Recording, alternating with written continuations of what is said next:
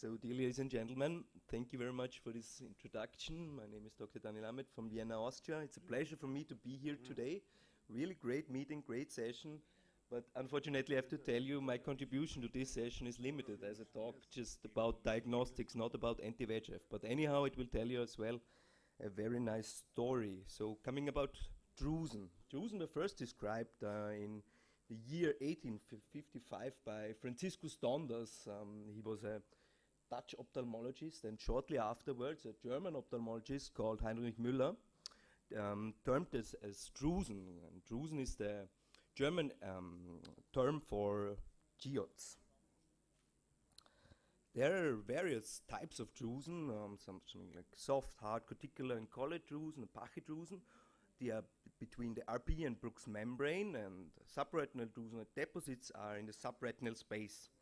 Of course, you're familiar with the RS classification. It's quite common, but there was a new classification system introduced by Spade in the last year with predictive capabilities regarding future cause disease.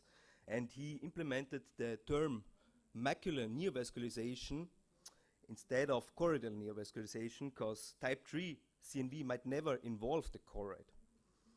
Coming to the incidence of pure type 2 macular neovascularization, when it comes to the incidence, is always the Jung paper cited, coming from year 2014, and by using only FA, they had an incidence of 12%, and by combining FA and OCT, decreased the incidence to 9%. And then there is the Nizam paper published in year 2016, and they used FA and OCT, and they had an incidence rate of 0.8%. And 7 of these 8 eyes, so 88%, had subretinal drusen deposits. Coming to our study, the study protocol was to assess the relationship between drusen characteristics and pure type 2 macular neovascularization. We did a retrospective evaluation between June 2008 and December 2017. All of the patients were initially diagnosed by Professor Ansari Charissé from Macular Unit of Vienna, Austria. And we compared the drusen subtypes of type 2 to mixed type macular neovascularization. All patients were imaged by the Heidelberg Spectralis device, working on 870 nanometers wavelength. Every patient had an OCT, infrared, blue peak autofluorescence, fluorescein angiography, and ICGA. And regarding grading, we had drusen over 63 microns, smaller than 63 microns, subretinal drusen deposits, corticular drusen, and pachydrusen. Exclusion criteria were subfoveal atrophy and fibrosis, and we did a mask analyzation by 2 instructed readers. And this is the first interesting result, the demographic data, because there was a male preponderance going on in the type 2 group, which is quite atypical for late stage AMD. Now the MNV subtypes, of course, type 1 was the largest portion, and type 2 had an incidence of 3.3%, and mixed type of 6.1%. Now I want to show some examples. This 81-year-old female patient with a pure classic type 2 on the right eye. You can see here with the white arrowheads, drusen over 63 microns, and with the black arrowheads, the subretinal drusen deposits. Here on the ICGA, pure classical lesion, and FA. You can see here the subretinal drusen deposits at the fellow eye and drusen over 63 microns. So this is one case. Another case with a mixed type. You can see the white arrowheads, drusen over 63 microns. And as well on the fellow eye, drusen over 63 microns on both eyes.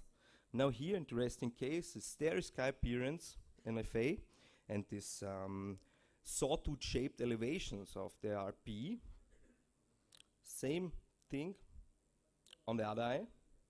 So corticular drusen on both eyes. Now here, type 2 macular neovascularization, classic one. But here, you can't hardly find any drusen, this patient. And something like this was quite common in the type 2 group. So the probability of getting no drusen was significantly higher in the type 2 group compared to the mixed type group.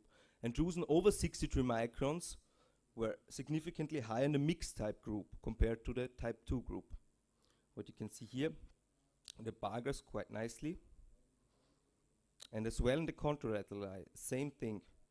And all of this information by highly significant. All Drusen phenotypes occurred less likely in the pure type 2 group compared to the mixed type group, and Drusen over 63 microns were more frequently identified in the mixed type group.